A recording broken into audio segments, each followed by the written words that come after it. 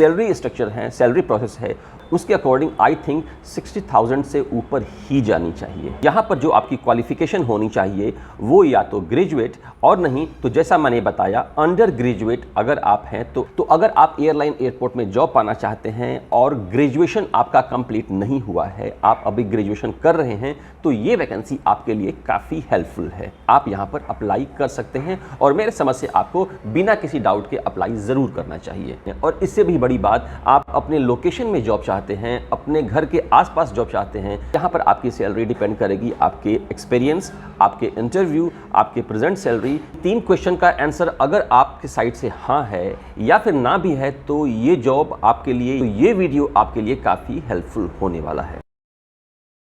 Star air में job की vacancy का अपडेट जब मैंने दिया था उस पे बहुत सारे क्वेश्चंस के अलावा भी एक कमेंट बार बार आ रहा है और वो ये कि आप में से बहुत लोग ये जानना चाहते हैं कि यस इसका प्रोसेस क्या है। ये अलग बात है कि मैंने अपने 1-2 वीडियोस में इसका प्रोसेस भी बता रखा है, लेकिन उसके बाद भी अगर आपको कोई डाउट है और आप इस प्रोसेस को अपनाना चाहते हैं, अगर आप यहाँ पर अप्लाई करना चाहते हैं तो स्टार एयर की वैकेंसी का ये वीडियो आपके लिए काफ़ी हेल्पफुल होने वाला है। वीडियो में बात करूँगा सैलरी के बारे में, पोजीशंस के बारे में बात करेंगे, लोकेशन के बारे में बात करेंगे, एलिजिबिलिटी क्राइटेरिया और एप्लीकेशन प्रोसेस। इसके अलावा वीडियो के लास्ट में हमेशा की तरह इंटरव्यू का टिप्स भी आपको मैं दूंगा। तो आइए स्टार्ट करते हैं और सबसे पहले बात करते हैं वैकेंसी के अपडेट, वैकेंसी के डिटेल्स के बारे में। स्टार एयर की ये जो वैकेंसी है ये है ग्राउंड स्टाफ में 2 डिफरेंट वर्टिकल्स के लिए, यानी कि सिक्योरिटी और कस्टमर सर्विस के लिए। इन दोनों डिपार्टमेंट्स में स्टार्टिंग से लेकर टॉप लेवल तक वैकेंसीज आ रखी हैं। तो स्टार्ट करते हैं सबसे पहले सिक्योरिटी डिपार्टमेंट में जो भी वैकेंसी शो कर रही हैं उनके बारे में। जो सबसे पहली वैकेंसी है वो है सिक्योरिटी एजेंट की। स्टार एयर की ये सबसे इनिशियल वैकेंसी है। यहाँ पर जो आपकी क्वालिफिकेशन होनी चाहिए वो या तो ग्रेजुएट और नहीं तो जैसा मैंने बताया अंडर ग्रेजुएट अगर आप हैं तो आप इसके लिए एलिजिबल हैं। अगर आपके पास वैलिड सर्टिफिकेशन और अगर आपकी कम्युनिकेशन अच्छी है तो आपको यहाँ पर ट्राई ज़रूर करना चाहिए। जो दूसरी वैकेंसी आती है इसके ऊपर वो है सीनियर सिक्योरिटी एजेंट की। यहाँ पर जो एक्सपीरियंस मांगा गया है वो है 3+ ईयर्स का और आपके पास वैलिड सर्टिफिकेशंस होने चाहिए। अगर आप ऑलरेडी कहीं जॉब कर रहे हैं और अपनी सैलरी बढ़ाना चाहते हैं या अपने घर के आसपास शिफ्ट होना चाहते हैं, घर के पास में जॉब करना चाहते हैं, तो आप यहाँ पर ट्राई कर सकते हैं। लोकेशन के बारे में आगे बात करते हैं, अभी बात करते हैं जो अदर वैकेंसीज हैं उनके बारे में।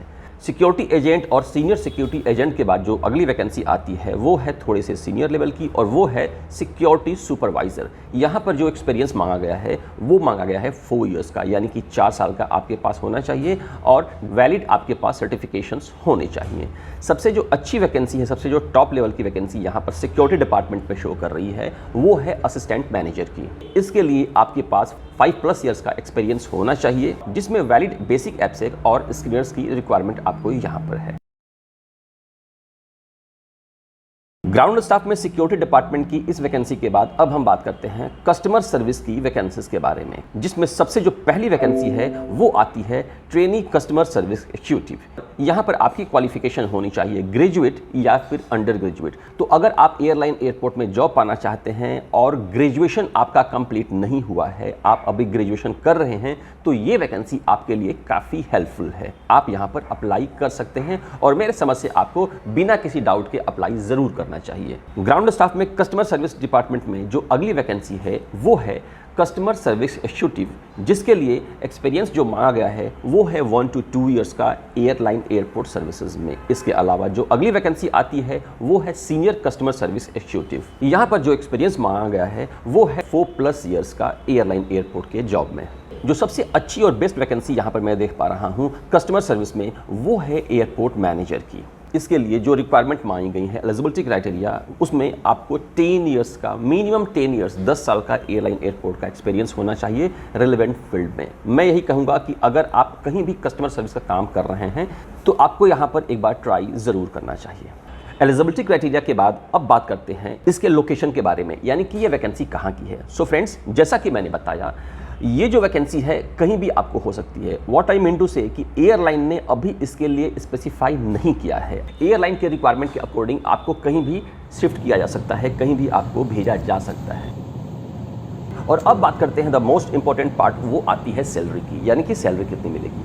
तो जैसा कि आपने देखा, ये जो वैकेंसी है, यहाँ जो वैकेंसी की ग्रेडिंग है, चाहे बात करें सिक्योरिटी डिपार्टमेंट में या फिर बात करें कस्टमर सर्विस में, डिफरेंट पोजीशंस के लिए यहाँ पर वैकेंसी आ रखी है। तो स्टार्टिंग लेवल की बात करें तो यहाँ पर सैलरी आपको अराउंड 20,000 के आसपास आ सकती है। लेकिन अगर सिक्योरिटी के टॉप लेवल यानी कि असिस्टेंट मैनेजर सिक्योरिटी के बारे में बात किया जाए तो ये दो चीज़ों पर डिपेंड करेगा। पहली बात, आपका एक्सपीरियंस कितना है, आपके पास सर्टिफिकेशन कितने हैं, आपका इंटरव्यू कैसा जाता है और इंटरव्यू के बाद एयरलाइन को आपकी कितनी ज़रूरत है। तो यहाँ पर आपकी सैलरी से डेफिनेटली ज़्यादा हो सकती है, जो कि 40,000 के आसपास आ सकती है। जैसा मैंने बताया, आपकी सैलरी पे डिपेंड करेगा। वही बात करें अगर कस्टमर सर्विस डिपार्टमेंट में, तो वहाँ भी यही बात आती है, जो इनिशियल सैलरी हो सकती है अराउंड 20,000 के आसपास, मतलब अप या डाउन। लेकिन बात करें एयरपोर्ट मैनेजर की, तो यहाँ पर आपकी सैलरी डिपेंड करेगी आपके एक्सपीरियंस, आपके इंटरव्यू, आपके प्रेजेंट सैलरी, और इन सब को लेते हुए मेरे समझ से एयरलाइन के जो सैलरी स्ट्रक्चर हैं, सैलरी प्रोसेस है, उसके अकॉर्डिंग आई थिंक 60,000 से ऊपर ही जानी चाहिए। जो अगला पार्ट आता है वो आता है एप्लीकेशन प्रोसेस, यानी कि अप्लाई कैसे करें, हाउ टू अप्लाई।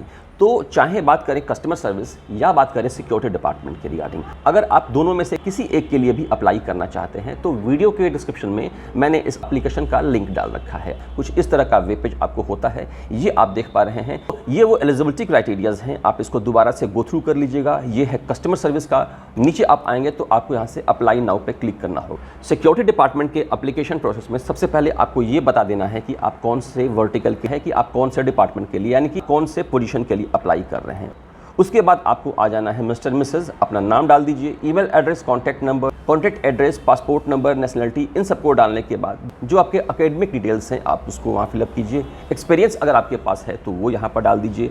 अदर्स में जो भी इन्फॉर्मेशन आपके पास है, पिछली कंपनी में क्या आपको सैलरी मिल रही है, मिनिमम कितनी सैलरी आप यहाँ पर एक्सपेक्ट कर रहे हैं, इन सबको करने के बाद, इन सारी डिटेल्स को फिलअप करने के बाद सबसे नीचे आइए, चूज़ फाइल में आपको अपना CV, बेसिक एप्सेक और स्क्रीनर्स के जो सर्टिफिकेशंस हैं आपको उन्हें अटैच करना होगा और फाइनली सबमिट कर देना होगा। सिक्योरिटी डिपार्टमेंट के बाद अगर बात करें कस्टमर सर्विस, तो वहाँ भी एग्जैक्टली द सेम प्रोसेस है।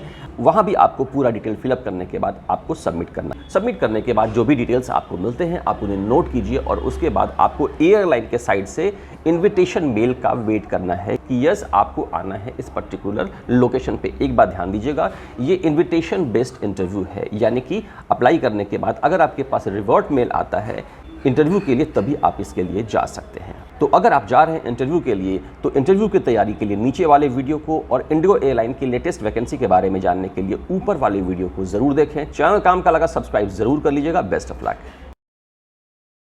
लेकिन आज के इस वीडियो में मैं जिन वैकेंसीज के बारे में बात करूंगा वो हैं नागपुर, बागडोगरा, पुणे, गुड़गांव, जयपुर, गुवाहाटी, मुंबई और कोलकाता।